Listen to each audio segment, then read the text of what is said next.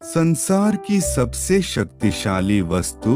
दोस्तों, क्या आपको पता है कि इस संसार की सबसे शक्तिशाली वस्तु क्या है? और क्या वो आपके भी पास भी है? और अगर है तो क्या आप उसका प्रयोग करना जानते हैं? आइए इस कहानी के माध्यम से इन बातों को समझते हैं।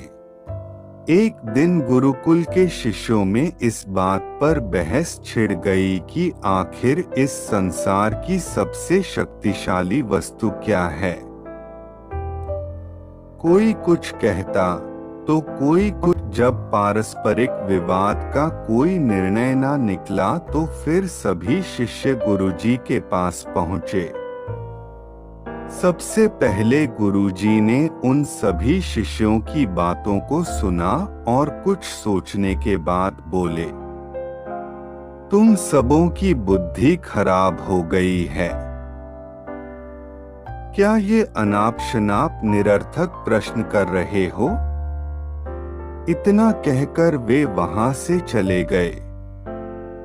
हमेशा शांत स्वभाव रहने वाले गुरुजी से ने किसी ने इस प्रतिक्रिया की उम्मीद नहीं की थी। सभी शिष्य क्रोधित हो उठे और आपस में गुरुजी के इस व्यवहार की आलोचना करने लगे। अभी वे आलोचना कर ही रहे थे कि तभी गुरुजी उनके समक्ष पहुंचे और बोले, मुझे तुम सब पर गर्व है। तुम लोग अपना एक भी क्षण व्यर्थ नहीं करते और अवकाश के समय भी ज्ञान चर्चा किया करते हो। गुरुजी से प्रशंसा के बोल सुनकर शिष्य गदगद हो गए। उनका स्वाभिमान जागृत हो गया और सभी के चेहरे खिल उठे। गुरुजी ने फिर अपने उन सभी शिष्यों को समझाते हुए कहा, मेरे प्यारे शिष्यों, आज जरूर आप लोगों को मेरा व्यवहार कुछ विचित्र लगा होगा। दरअसल मैंने ऐसा जानबूझ आपके प्रश्न का उत्तर देने के लिए किया था।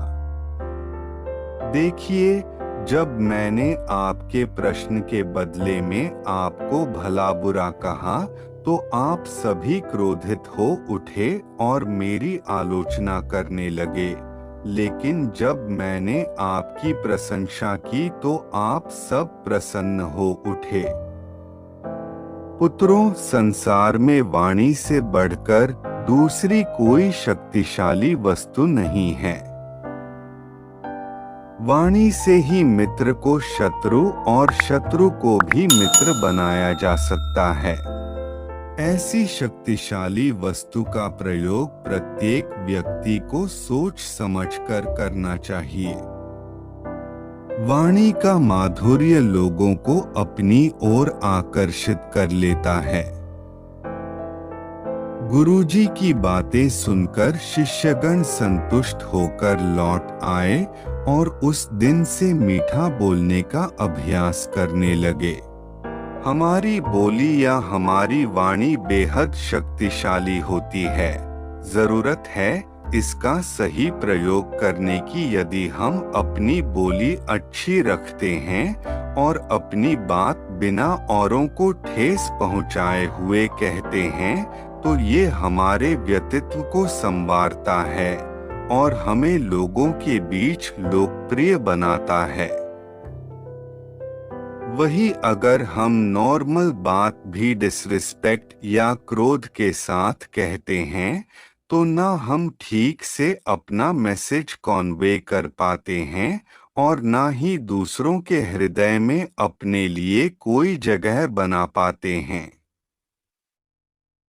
अतः हमें हमेशा सही शब्दों और सही लफ्जों का चुनाव करना चाहिए। वीडियो अच्छी लगी तो लाइक और चैनल को सब्सक्राइब करें और कमेंट